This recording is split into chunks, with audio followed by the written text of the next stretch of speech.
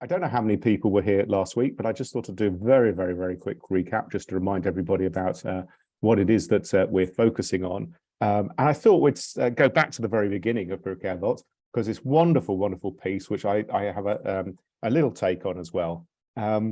Moses received the Torah at Sinai, transmitted to Joshua, Joshua to the elders to the prophets the men of the Great Assembly. They ought to make that into a Pesach song, I think. It's also the most magnificent bit of chutzpah in some respects, and a fantastic thing that if we didn't have it, perhaps we wouldn't be here today in the same manner. Because the people who, of course, are writing this are the members of the Great Assembly, which is the rabbis. And the rabbis have basically provided their own authority.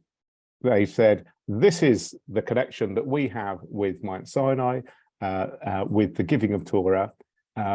We all know that the Torah was given to Moses on Mount Sinai, but the written Torah, well, that also was handed down to us as well. And we are the rightful owners of it. We are the people who have the authority over how we use it. And that is so, so important to everything that comes after. They basically give the final seal, one could say, on the creation of rabbinic Judaism. So good on them. The Mishnah was a compilation between roughly 300 BCE to 200 CE. And Pirkei Avot is one little bit of it. It provides ethical motifs, aphorisms, moral precepts of the rabbis that lived during that period of time. And we find it within the Tractate of Nezikin, in the fourth order of the Mishnah, which is part of course, a Pesach song, which is all about civil and criminal law. So everything to do with what is going on within society. There were some fantastic passages last week, and I love the conversations that you're having as well. Please feel free. I don't mind being interrupted. So if you've got any radical thoughts, please do interrupt me at any point in time. I'm very happy to be contradicted as well. Rabbinics, as with, so funny that last week Rabbis Rene and Rebecca said, well, rabbinics isn't really our thing. It's not really my thing either, but we'll do our best. And so I'm very happy to learn from all of you as well. I know that so many congregants have great knowledge, so please do feel free to chip in. Right, I'm just going to stop sharing for a moment, and hopefully we're all on the same page. We've got a lovely group of people here this evening, and I'm just doing this so that I can now switch straight on to chapter 2, so that your eyes don't need to hurt too much. Now, the one thing I'm not going to do tonight is to go through with all the Hebrew as well, Hebrew or Aramaic. Main reason being that it's much more dense, these sections, than the sections within the first chapter. It would take us, I think, quite a long time to go through them. So we're going to do this in translation. But if you wish to pick me up on any of the words which are used in the Hebrew, then please do, and we'll try and work them out as we go through. But can I have a reader for the first aphorism within chapter 2? So anybody fancy reading? Please just unmute yourself and just carry on. I lost my Zoom. Rabbi, this screen share is don't. Yeah.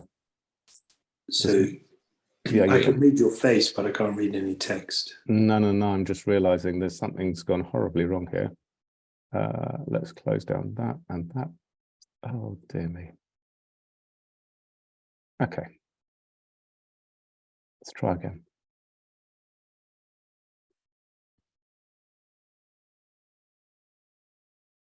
Yeah, I can see what I've done. There we go.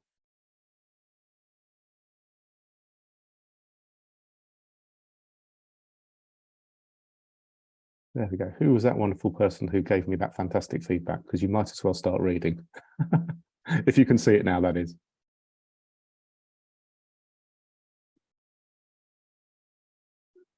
Are you able to see the text now? Yeah, it's there now, Aaron. There, fantastic. So Gerard, I can hear your voice. Do you want to carry on and read for us?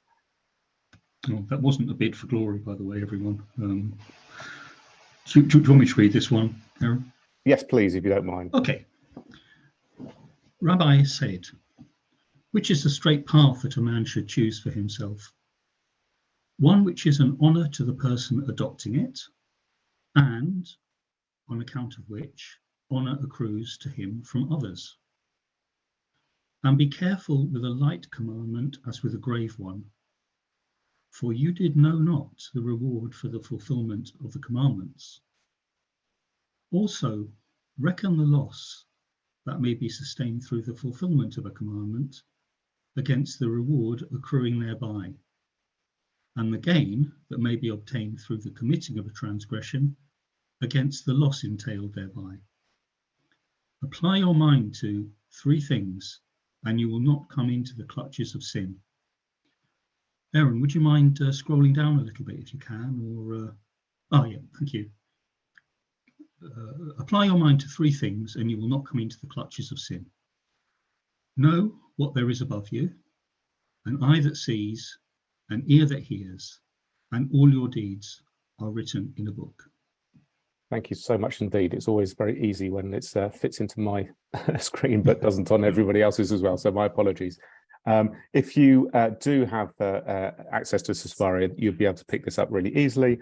Otherwise, your thoughts to start off with, any initial thoughts just to chuck out there about this incredibly, it feels like a very dense section, but what are your initial thoughts?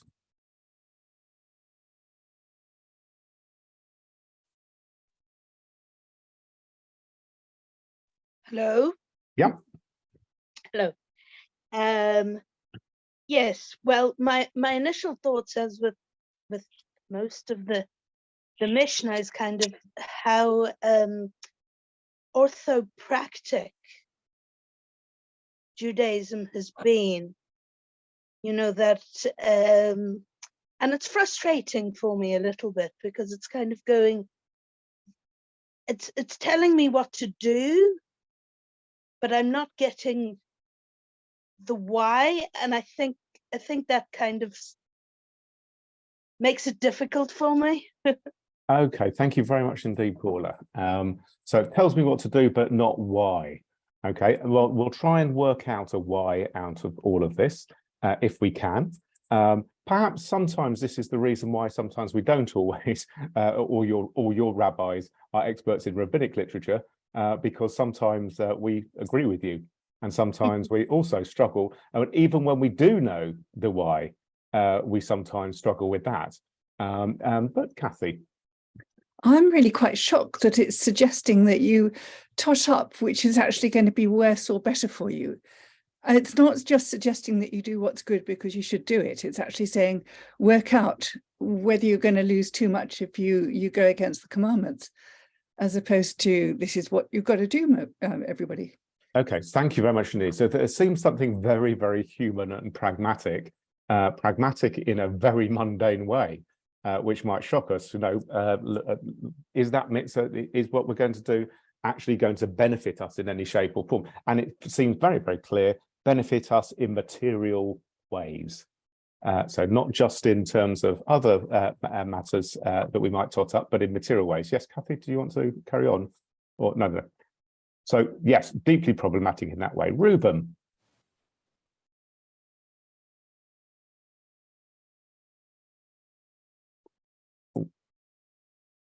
Sorry, Reuben, I can't quite hear you unless, I don't know if others can.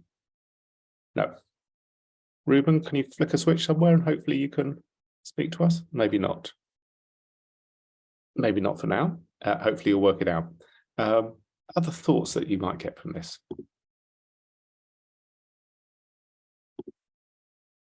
Okay, let's just go back to the beginning of it and try and pause it out just a little bit. First of all, when it says Rabbi said, it's not Rabbi Saeed.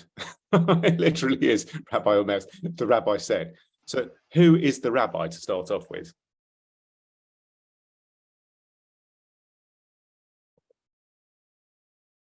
There we go. Where in the Mishnah, when it says just Rabbi said, does anybody know?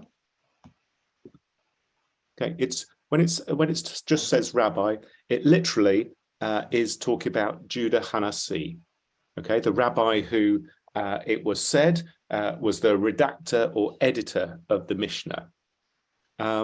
Does anybody know anything about Rabbi Judah Hanassi? I don't expect you necessarily to, so there's no pros and cons. You're not getting material gain if you do.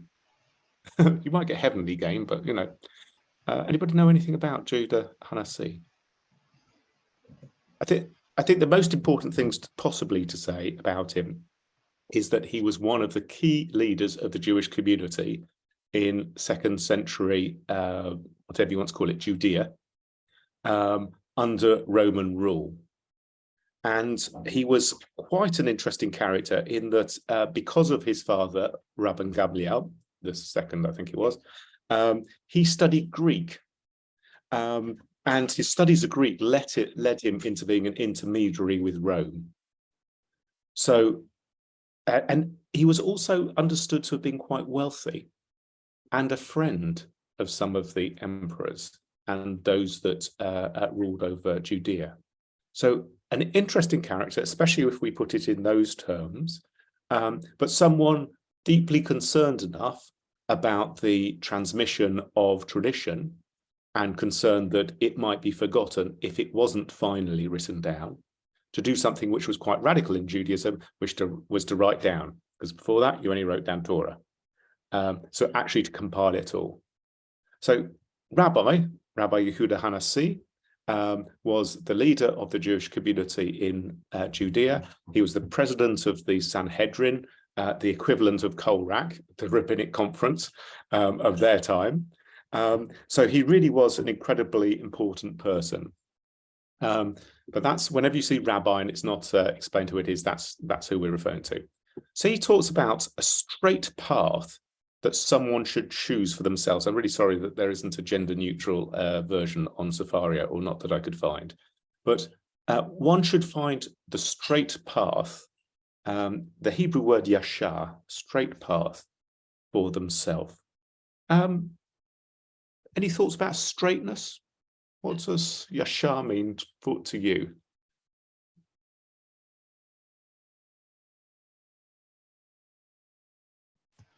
Sounds like it has some sort of inherent moral virtue to it, doesn't it? That it's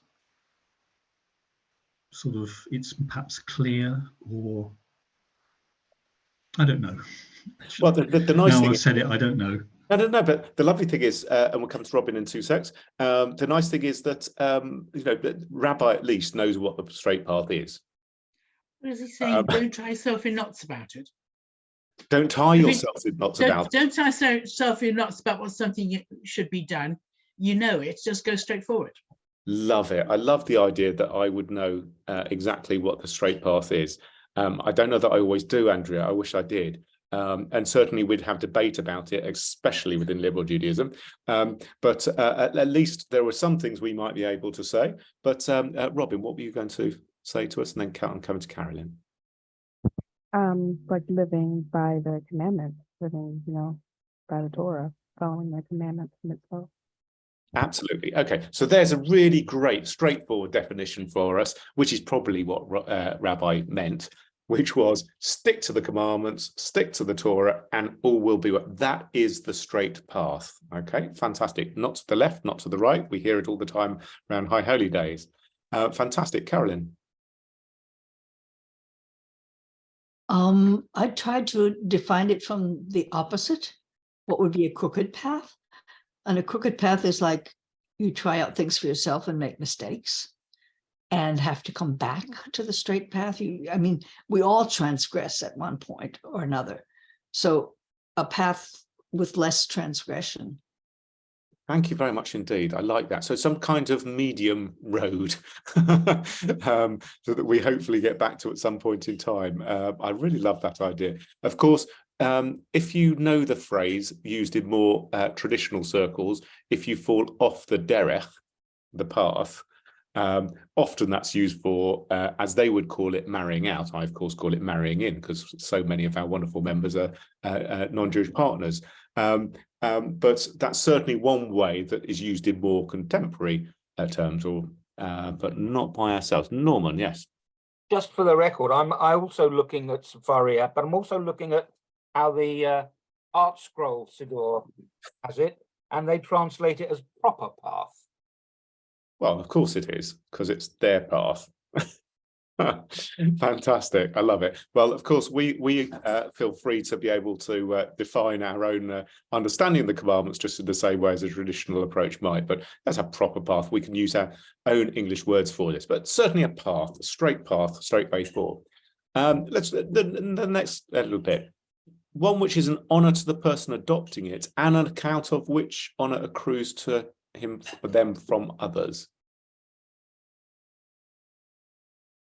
The Hebrew word, by the way, is tiferet, which we have in one of our blessings in the Torah service next time you come across it. Might be translated as glory sometimes, as well as honour.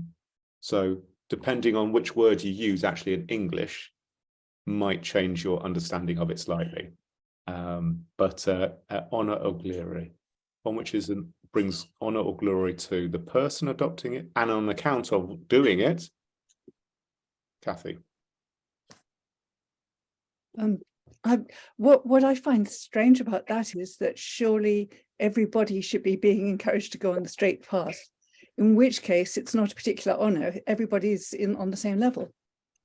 Absolutely. So, but that's only if we compare one to another.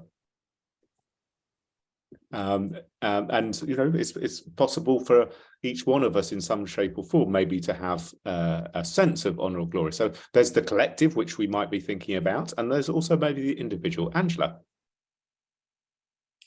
Reflected glory. Ooh, okay. Thank you. In other words, you are getting the glory that somebody else has actually earned.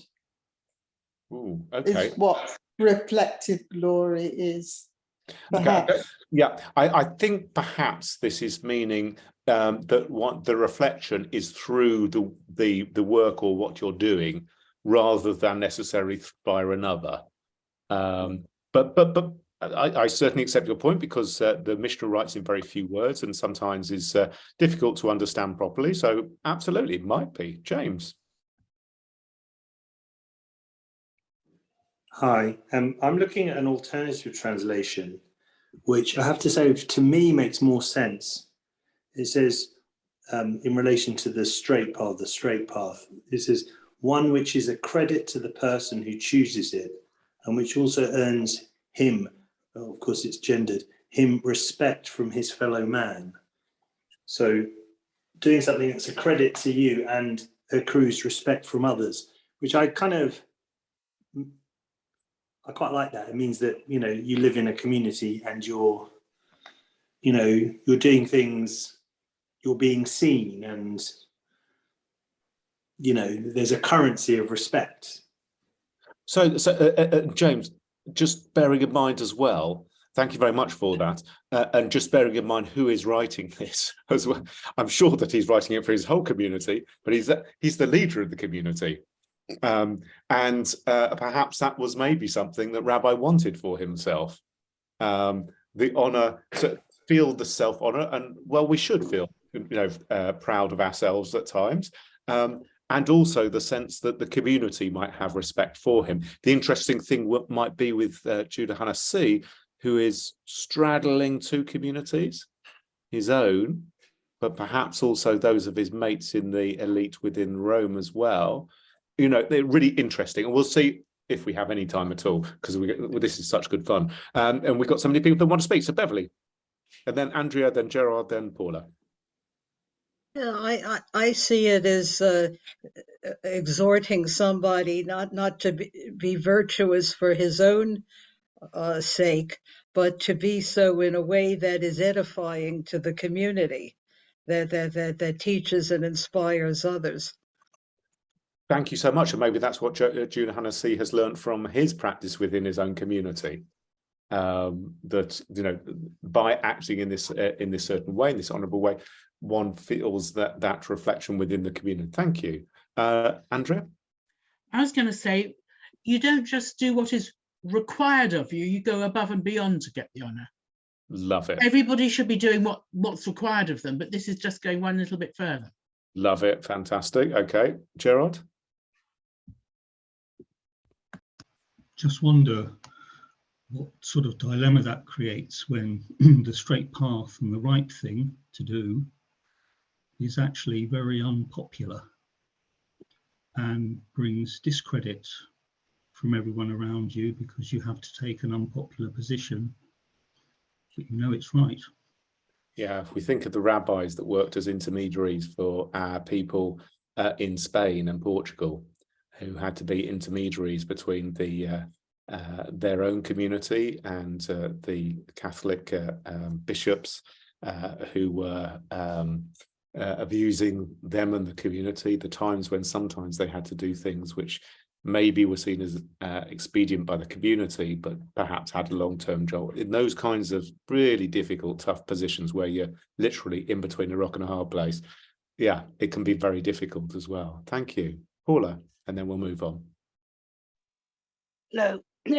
Yes, I wanted to focus on the thing where it says to choose for himself, and kind of from a progressive point of view, it kind of hints to me that people have different capacities for straight path based on either their experience or the way their mind works. A person with ADHD might have a different way of following a path.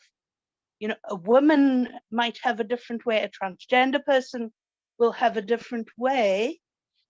So I like that part. I think it is quite progressive to say choose for himself. But in the context of the Talmud, I know that it's not entirely choose for yourself, because you're going to kind of move on to the Shulchan Aruch, and there isn't much choice with where is the choice? Okay, the choice is you go down the road to another rabbi who will interpret it differently. So there's always choice, and you can skip to the shul across the road as well. That's the beautiful thing within Judaism. It's presented very often that there is no choice, but actually we all know there is a lot of choice within it. Unless you're in that really strict community, and it's very difficult to get out of, which we must acknowledge. Otherwise, there is choice. It's one of the reasons that many people give when they choose to join Judaism, is because there's no dogma. There's that sense of freedom of thought, and really what you've got is that sense of free will within it as well. I actually personally don't have that choice. I'm in Belfast and we don't have any shuls here that are progressive. Paula, you've joined my shul tonight, so there we go. You've still got choice. There's many different ways that we can choose to connect ourselves. Let's move on slightly to another theme which is presented in this first phrase. In a sense, a lot of this chapter is presented all in this first Mishnah here. So here we go. And be careful with the light commandment as with a grave one, for you did not know the reward for the fulfillment of the commandments. What do we make of that? There's a very famous aphorism which is in the Mishnah, which comes to mind here as well. What do you make of this idea for light and a grave one? And anybody who's been to a summer camp might and learned a song about this might remember the phrase which I'm thinking of, which is from Ben Azai, which is in chapter 4, verse 2. And if those are on Safari, don't go cheating now. I'm going to tell you what it is in 2 secs anyway. Ronnie.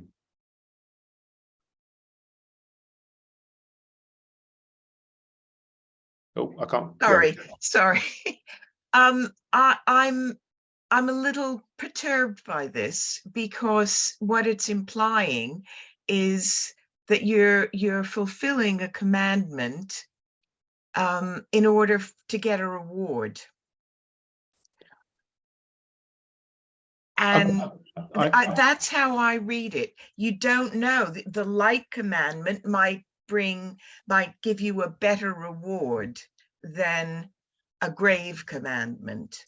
Absolutely. And you're reflecting Kathy's concern that, there seems to be some kind of material gain in all of this as well. Yeah, discomfort with it. I'll try to explain a few moments where I think they're coming from, but thank you for that. Reese. Yeah, I think it's kind of saying that. I mean, I feel the point of this phrase is that it's saying that there is no like commandments, and there is no grave ones. They're all essentially equal, in the sense that you can never know what is actually a light commandment or what is a grave commandment. Yeah. Thank you, and certainly. So the phrase that I was thinking about from Ben Azai was mitzvah goreret mitzvah, avera goreret avera. One commandment leads to another. One sin leads to another.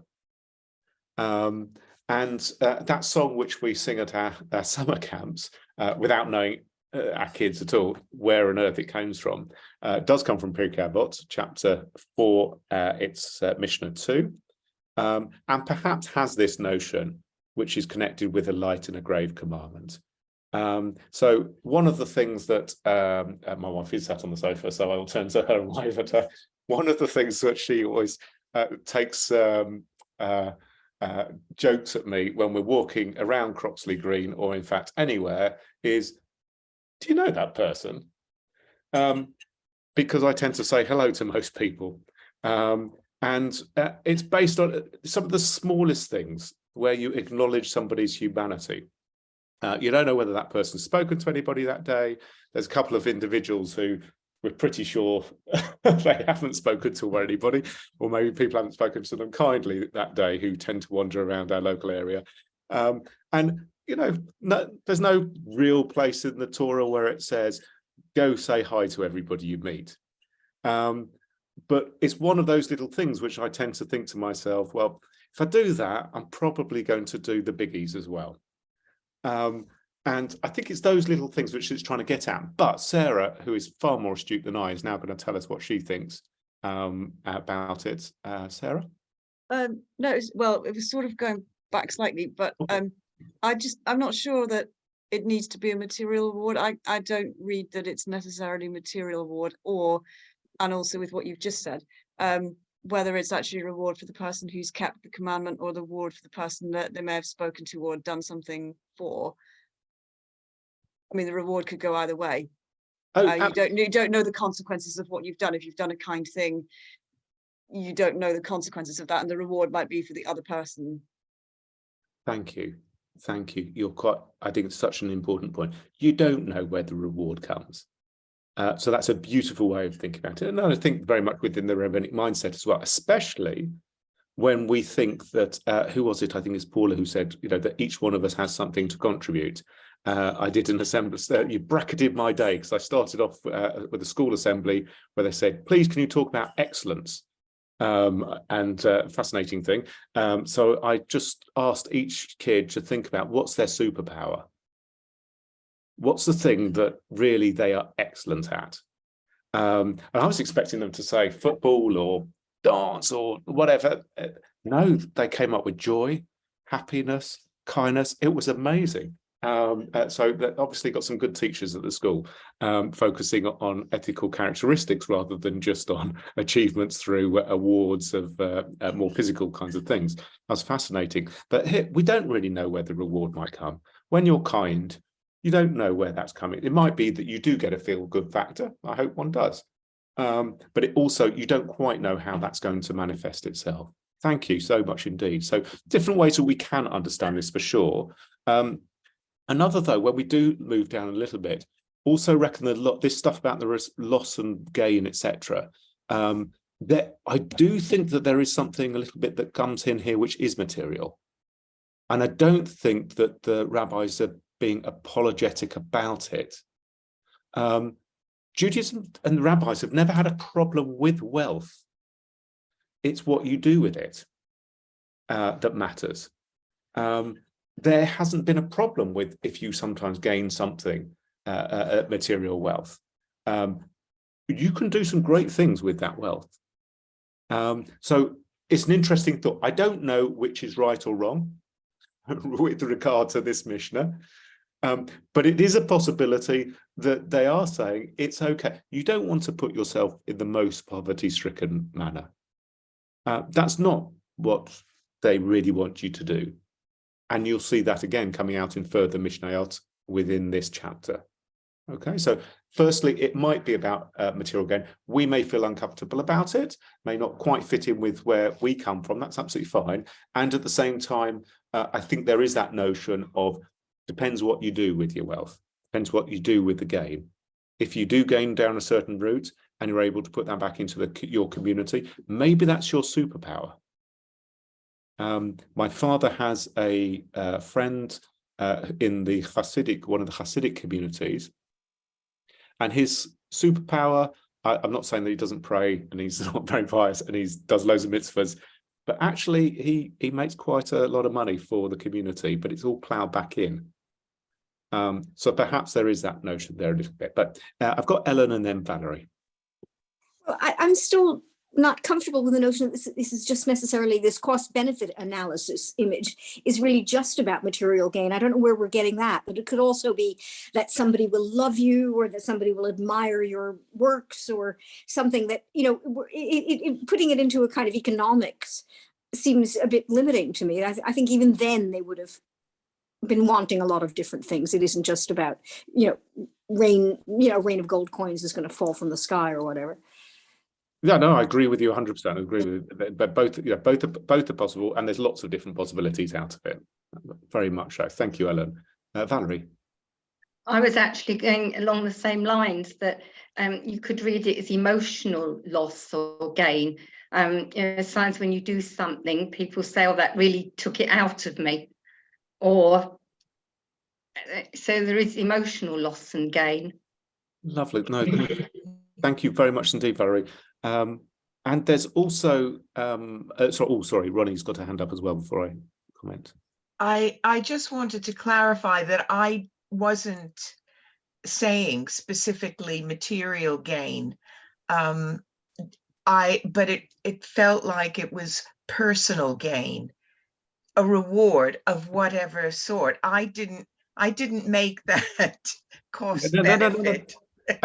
Look, the conversation isn't a tax on each other or against no, each no, no, other. I'm not raising lots of different points, and I do understand, and equally, as I do say, Judaism really clearly does not have a problem with wealth as well. So it's okay. We may be comfortable in how sometimes if it's very blatant as a cost benefit analysis, but for a certain reason for personal gain.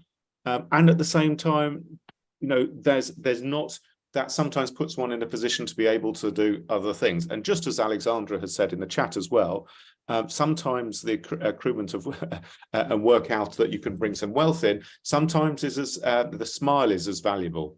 When we talk about the wealth that we have to share, it can come in very different means, both to be able to give and also to receive as well, in which we do. An interesting thing out of this also is the cost, the loss and gain idea. Possibly, I may be reading a bit too much into this as well, has a little bit about when do we gain the reward part of it. Now, still, if we think that the reward's going to come in the world to come, and that's what we're fixated on, still, is that the right way that we should be acting? I'll leave that to you. But there's maybe something a little bit about when do we get a gain as well. We do something perhaps without expectation of reward now. It may come in the future. We just don't know at all when some things are actually going to come to us. If we think especially of ritual mitzvot rather than the ethical mitzvot, what's the benefit of me lighting candles on a Friday night? What's the benefit of me having my own level of kashrut, whatever it is? And all of those kinds of ritual mitzvot, which are just as weighty as the ethical ones for the rabbis. Where does the gain come or loss come in that respect as well? So just to put that into the mix and not to forget that as well. And then this final bit, apply your mind to three things. Now, last week you heard that threes were important. They're going to be important again in this chapter if we ever get anywhere near them. Possibly not. I think I'm going to give up trying to get through much of this and give you an overview and just say, go look at the rest. But this has pretty much set up the whole chapter.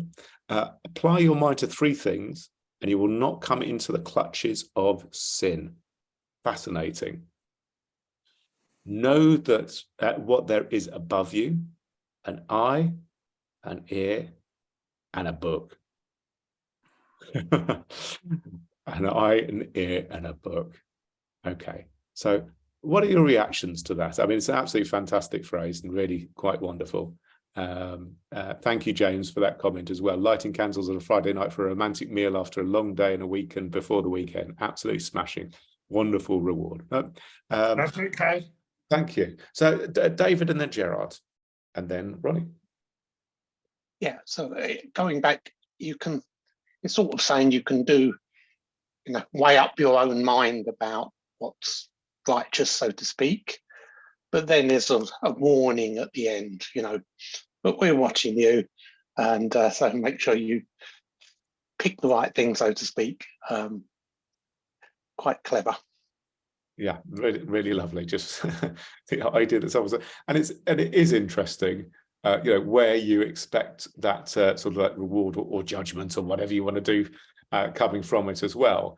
I have a very childish mind, so very often I walk past a bit of litter and I just want to carry on walking, so I catch the train, but there's something drawing me back just to go and pick up, and it's just like, oh, really? And you don't quite know where that's necessarily come from in a really mundane way. Gerard and Ronnie, and those who haven't spoken yet or said anything, if I've missed you, my apologies. Thank you. Jonathan is going to lead the way in saying something, because I don't think Jonathan said anything yet. And we're going to put you ahead of Ronnie and Gerard, who have already spoken. If others do want to say things, please don't be backwards in coming forward. I just wanted to say, if you can't raise your hand, just work it out, just shout, as Jonathan's now shouting. Speak on. It seems to me that it is a warning, but it's also an encouragement, because at the end of the passage, it moves away from this really complicated thing about balancing rewards and losses and what do I do in this situation. It says to you, you are accountable as a human being, and actually that has benefits, that your thought processes are accountable and visible, and that maybe that's the most important thing. I don't know whether this is right, but nobody knows the rewards. Sometimes you have to make a decision where people benefit and people lose, and it's difficult. So maybe it's some comfort that someone will, what's being asked of you is to think through these dilemmas, and know that they're going to be recorded, and that even if you make mistakes, at least you've consciously made an effort to do it, rather than just slavishly say, it says I have to do this. Because what it's talking about to me is sometimes there are conflicts between 2 commandments. Yeah. And you have to think for yourself.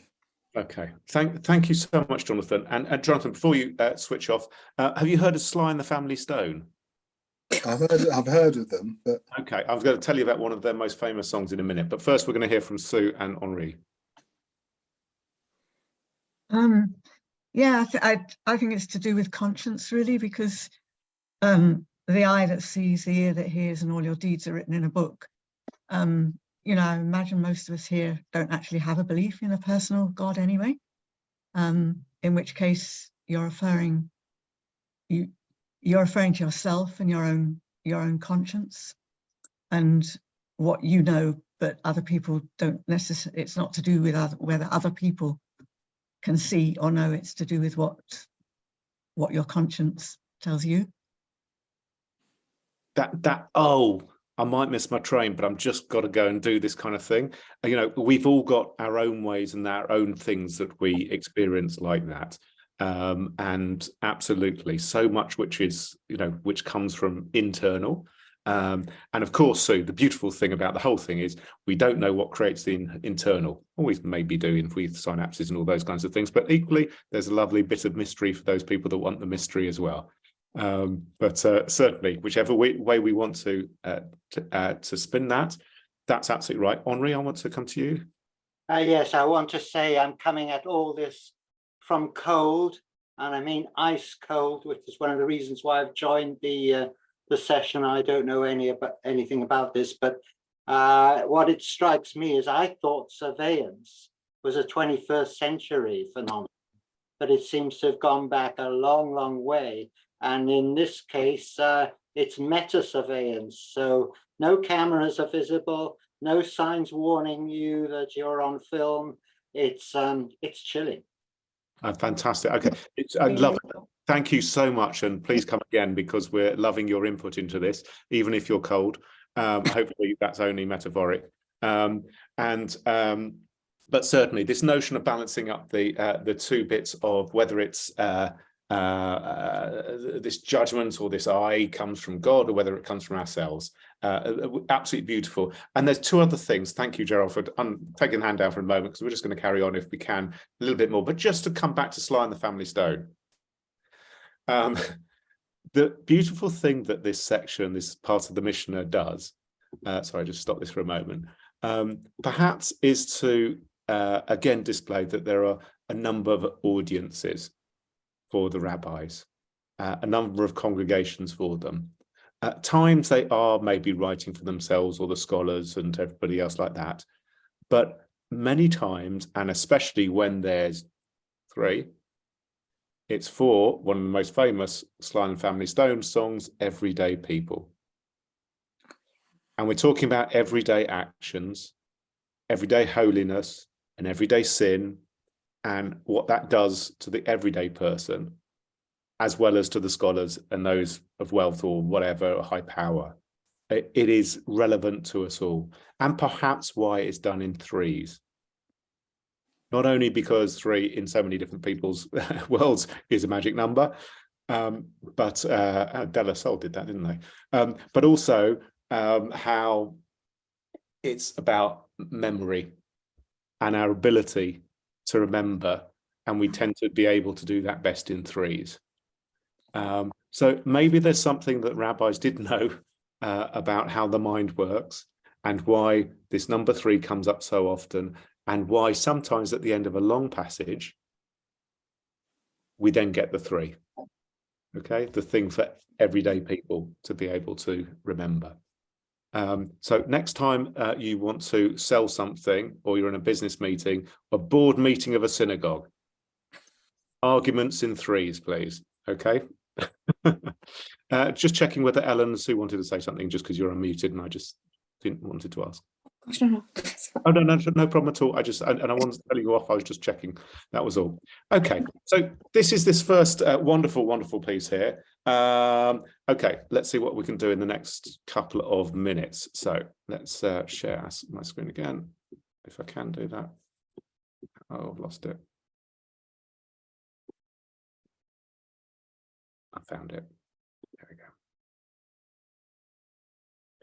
Okay, so Mishnah 2 moves on from Rabbi, let's go back to the English because it's quicker, Rabbi Judah Hanassi to his son, Rabbi Gamliel.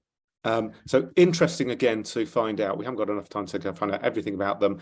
Good thing is, there's not so much about Rabbi Gamliel that we know. We had the great Rabbi Judah Hanassi, and then we had his son. I often feel like that. We have the great Rabbi Andrew Goldstein, and then we have his son, who work in very different ways. But you know, sometimes you get the great one, and it's not always the great one who comes afterwards. But there's somebody. And Rabbi Gamliel did say certain things, and had one very interesting thing to say, which is repeated a number of times in different ways here. Study of the Torah, which is not combined with a worldly occupation, in the end comes to be neglected and becomes the cause of sin. Now, most of this here, if I was to condense this down, is about the balance between Torah study and worldly pursuits, whether it be out of altruism or whether it be out of personal reward. Different ways that we might want to look at it. There's also here a very important part, though, about the piece. Yes. So there's a bit about the worldly, the balance of Torah study and worldly occupations. And then there's a piece about all who labor with the community should do so for the sake of heaven. So one way that we can consider this divided up with these two phrases is firstly about taking worldly occupations. And we might think that they just want you to study Torah all day. Certainly, you know, in yeshiva bochas and those people who just are encouraged to go in there, not be in the army in Israel and all these kinds of different arguments. It's the rabbis, or Rabbi Gabriel is saying that's not the way we should be. There needs to be, again, balance. So also an interesting way, and perhaps a reflection on Yashar, the straight path, is also perhaps one of moderation, one of the medium. There needs to be a balance in everything that we do. So study of Torah is so important, but not if you impoverish you and your family. That's not what we're about here. If you impoverish yourself, if you're cold, if you're hungry, you're unlikely to be able to study. Only very individual people might be able to do that, but the majority of us, no. And where does it lead? Possibly to sin. I mean, that's a judgment call for Rabbi Gabriel there, but possibly to sin. That's about paid work, interestingly.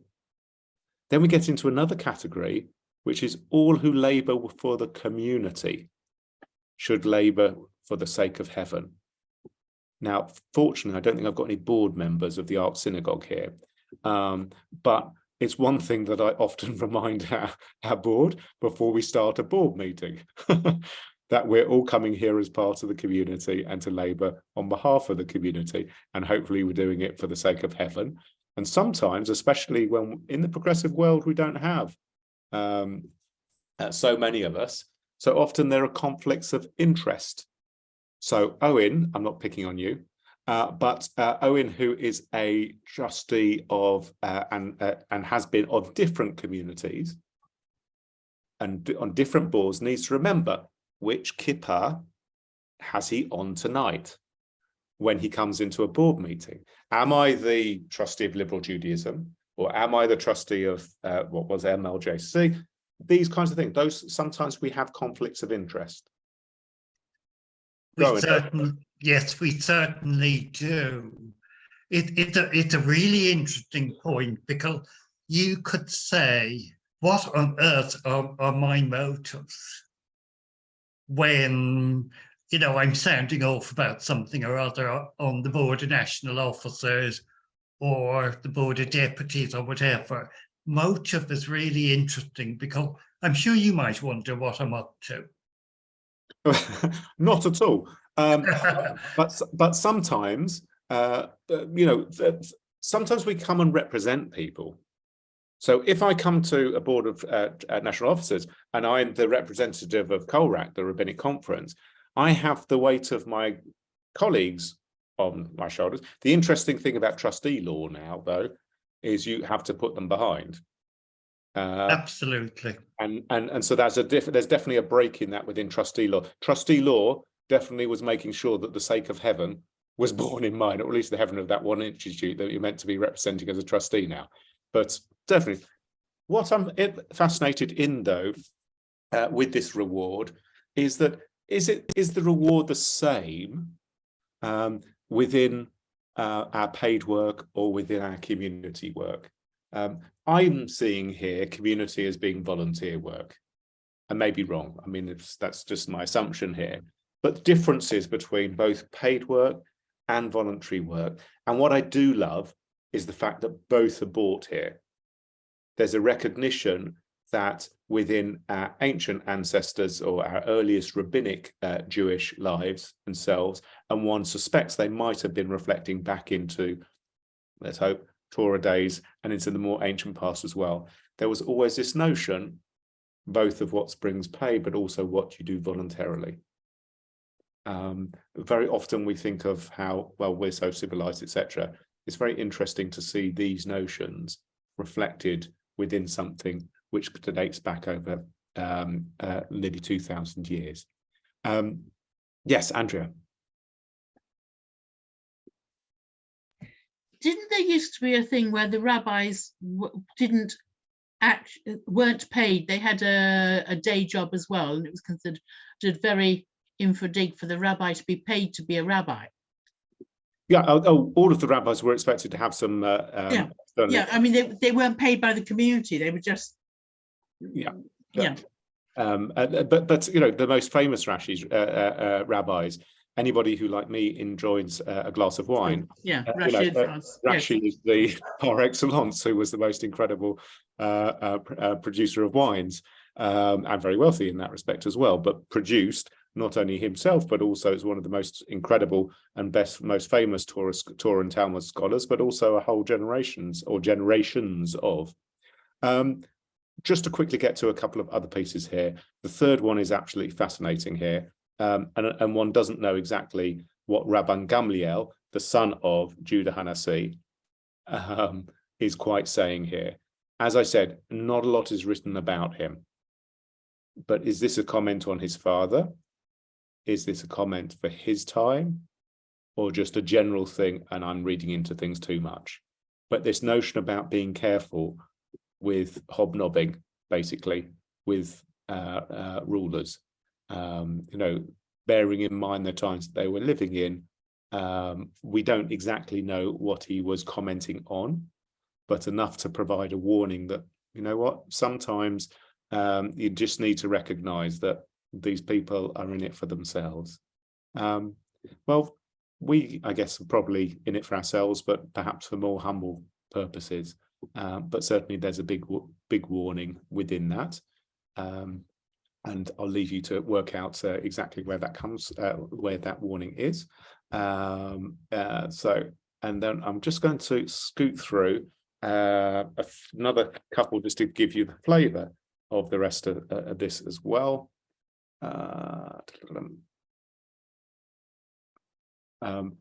We're moving, this piece moves from Gamliel back to Hillel. And the reason why it goes back to Hillel at this moment in time is there's a time shift within the readings. The first part starts off, this is what Gamliel is still saying, and then we get this from Hillel. And the reason we've got Hillel is we're going to get to come on to his disciple, Rabbi Yochanan ben Zakkai. And this is where then this chapter of the Mishnah ends. But here we've got some really well-known phrases which are going to come in. I'm just going to highlight them in the few moments we've got left. Hillel, for example, saying, do not separate you from the community. Do not separate yourself from the community, which I'm sure that we bring on many different moments in time. Rabbi Hillel here is saying, do not distance yourself from the community in good times and in bad times. Good times I find fascinating because generally observance of Judaism and belonging to a synagogue or organization or whatever tends to go down in good times. Synagogue membership and giving to Jewish charities or whatever tends to go up in bad times. But at least from his point of view, he was saying, stick with the community in the good times and the bad times within this. Again, there's a lot more to come back to, a lot more both in terms of contribution to the community, also in terms of Torah study and whatever else he's going to say about it as well. There is then this absolutely fascinating piece. Bruce has sent, there we go, yes. This is something you're going to have to read over and over again. So it's the Mishnah chapter 2, Pirkei Avot chapter 2, Mishnah 6, if you want to come back to it and see what you can make out of it. Moreover, he saw a skull floating on the face of the water.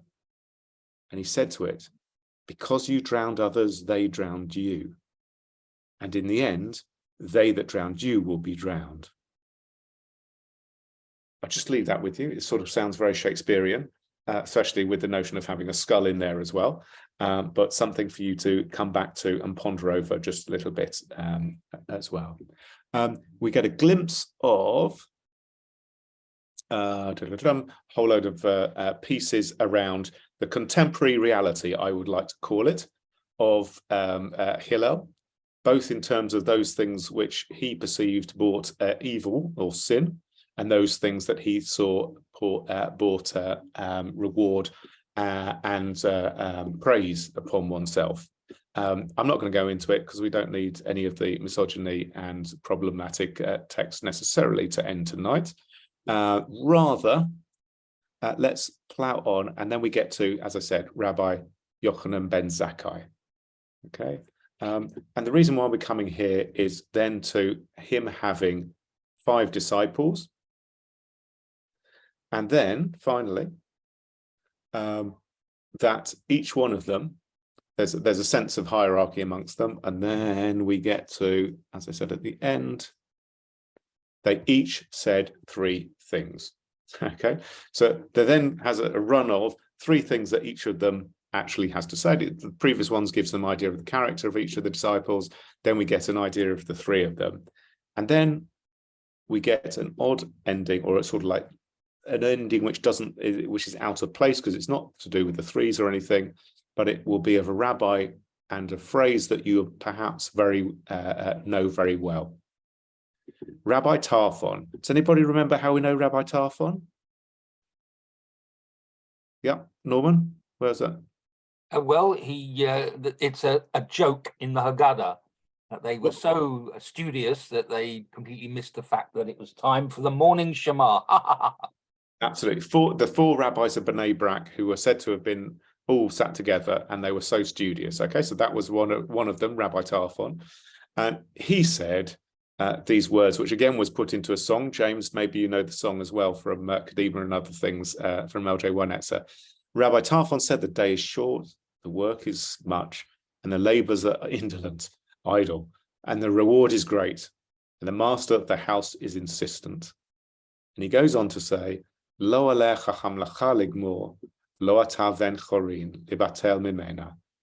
It is not your duty to finish the work, but neither are you at liberty to neglect it.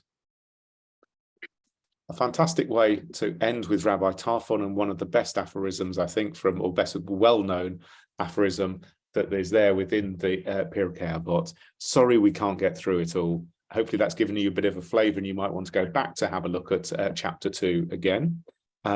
Please join us next week. I believe it's Rabbi Rene coming back to look at chapter 3 of Pirkei Avot. Thank you for all of your wonderful comments. I've really enjoyed them. And I look forward to enjoying the rest of the course with you in future weeks.